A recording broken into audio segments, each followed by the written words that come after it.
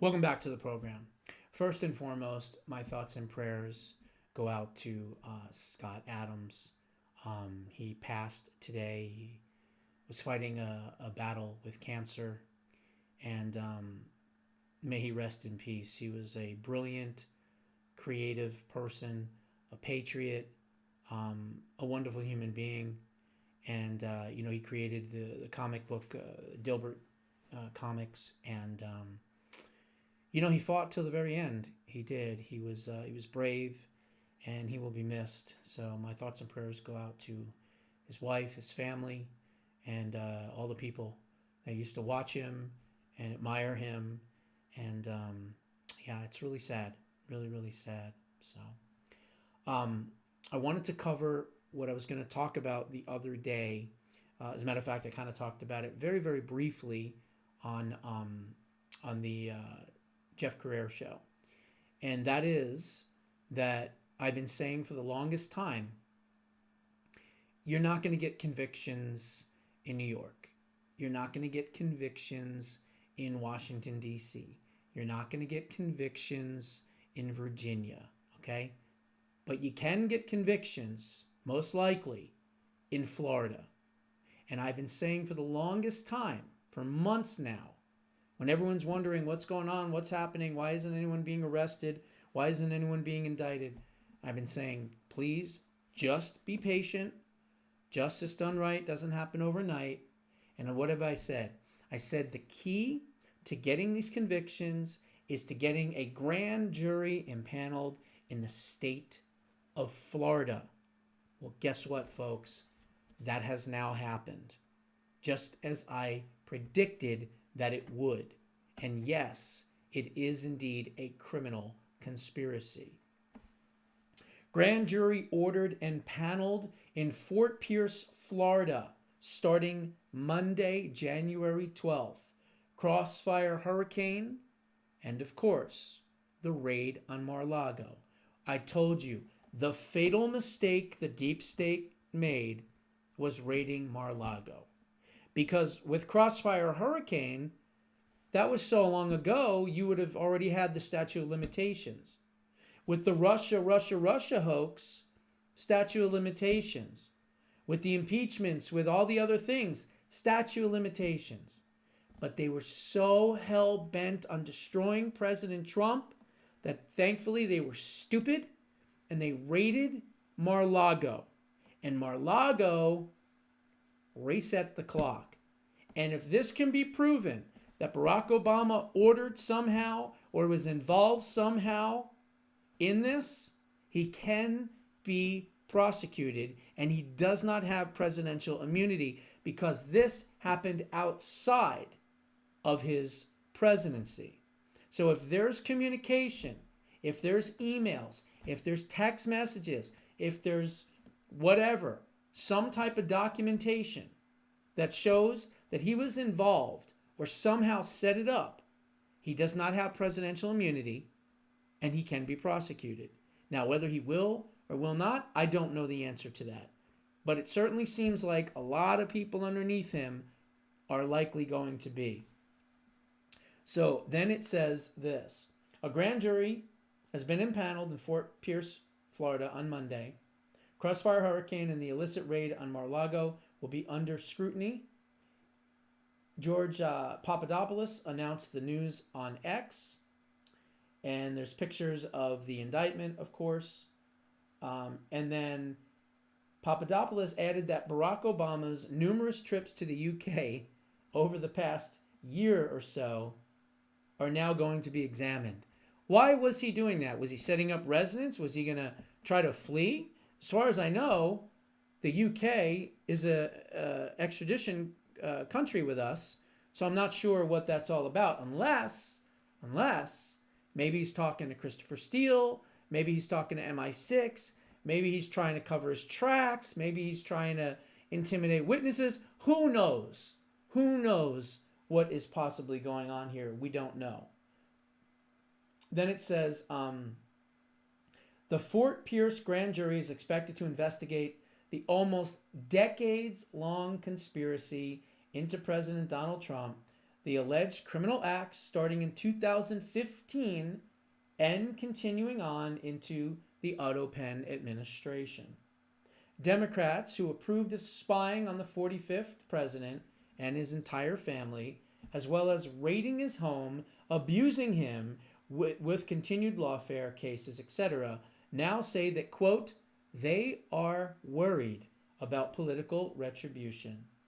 Of course, they should be. The legacy media has never been honest about the spying and lawlessness that was directed at Donald Trump, our 45th and 47th president. In December, former CIA Director John Brennan, who led the Crossfire Hurricane criminal actions against President Trump, said that he is indeed the target of this grand jury probe. Well, not just him, okay? You are going to have, of course, James Comey, for sure, because he was a big part of it. Christopher Wray, he was a big part of it. I would assume Merrick Garland at some point is going to be under investigation. He's the one that said in front of all the cameras, I'm the one that signed off on the raid, right?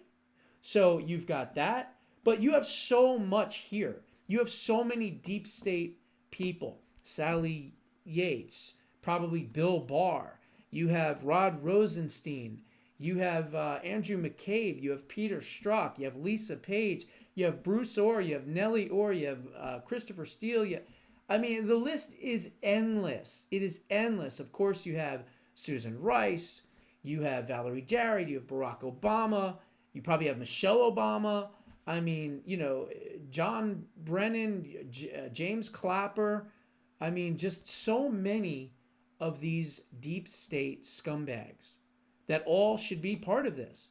And so the question is, if they are doing an impaneling, as they say they are, in Florida, a grand jury, remember, Bondi told them to investigate it as a criminal conspiracy.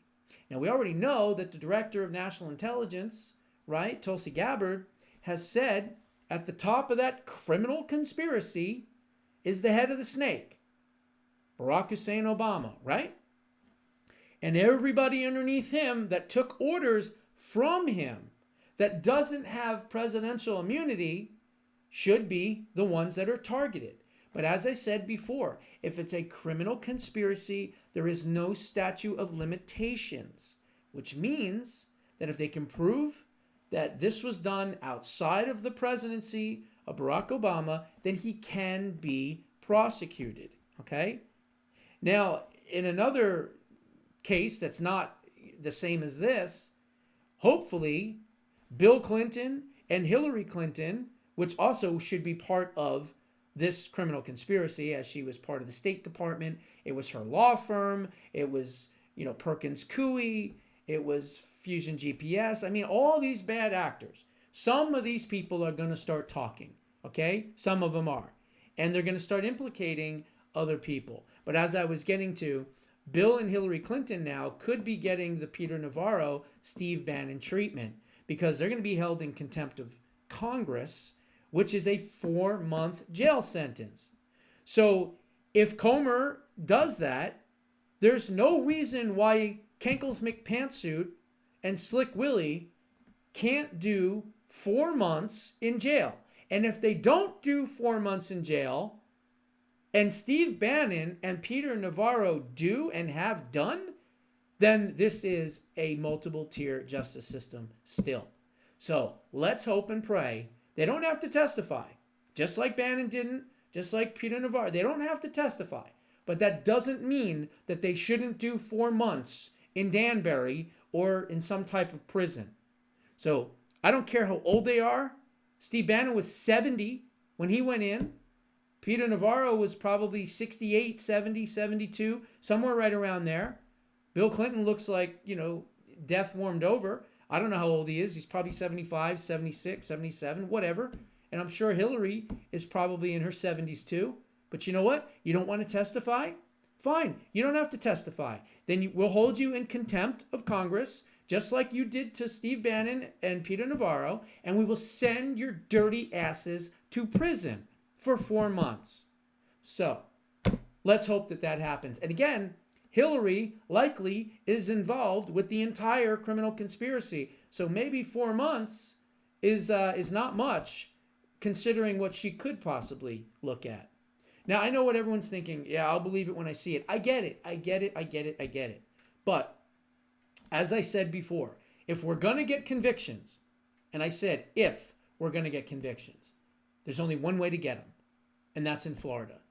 Otherwise, all the judges, all the activist judges, they're all in New York, they're all in Virginia, they're all in Washington. We just saw another couple get fired for not prosecuting James Comey. So I'm right when I say these things. Florida's a different animal, okay? Florida is a completely different animal. So, fingers crossed, let's keep hoping and praying that justice is served, one way or another, in this criminal conspiracy in the state of Florida. Those are my thoughts. What are yours? Put them down in the comments below. We'll see you in the next one.